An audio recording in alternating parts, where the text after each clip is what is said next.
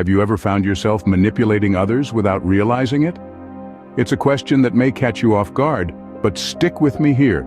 Manipulation is not always a conscious, mustache-twirling act of villainy. It can sneak into our daily interactions without us even noticing. Let's paint a picture. You're subtly steering a conversation to get your way, or perhaps using a tone of voice that implies disappointment to sway someone's choices. These are all forms of manipulation, and they're more common than you might think. Now, why is this important? Because unintentional manipulation can erode trust and damage relationships over time. It's a silent saboteur, lurking in the shadows of our interactions. That's why self-awareness is key. It's crucial to recognize these patterns within ourselves to foster healthier communication. So, think about it. Have you ever manipulated someone without even being aware of it? Manipulation is not just an act, it's a psychological game. Want to know why we do it? Well, let's dive into the human psyche. At its core, manipulation often stems from a desire for control. This could be control over situations, people, or our own emotions. The manipulator may feel a sense of power in being able to steer others towards their desired outcomes. Then we have insecurity, another key player in this game. Insecurity breeds manipulation as individuals may use it as a defense mechanism, a way to mask their vulnerabilities.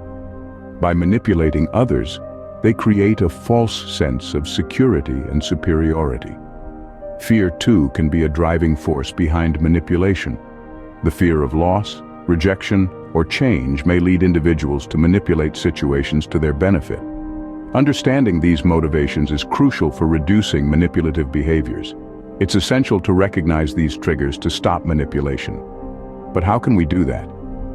Recognition is the first step towards change. Let's find out how to recognize manipulative behaviors. These behaviors often come disguised as expressions of love or concern, making them hard to spot, but there are signs to look out for. First, manipulators often use guilt as a tool. They might say things that make you feel bad for not doing what they want. They might also use blame, making you feel responsible for their actions or feelings. This is a classic manipulation tactic. Another sign is the use of victimhood.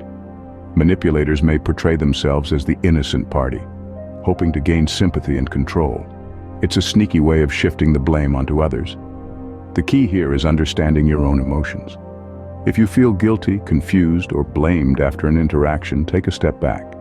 Reflect on the conversation. Honest communication is vital. If something feels off, it probably is.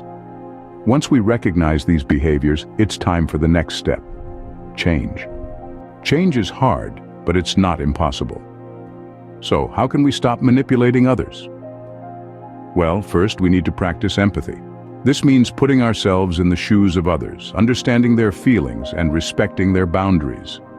It's about acknowledging that everyone has their own needs, emotions, and perspectives, which are just as valid as our own. Next, we need to work on improving our self-esteem. Often, manipulative behaviors stem from a place of insecurity or fear. By boosting our self-confidence, we're less likely to resort to manipulation to feel in control or validated. Another crucial step is fostering open communication. This involves expressing our needs and desires honestly and directly, rather than resorting to manipulation.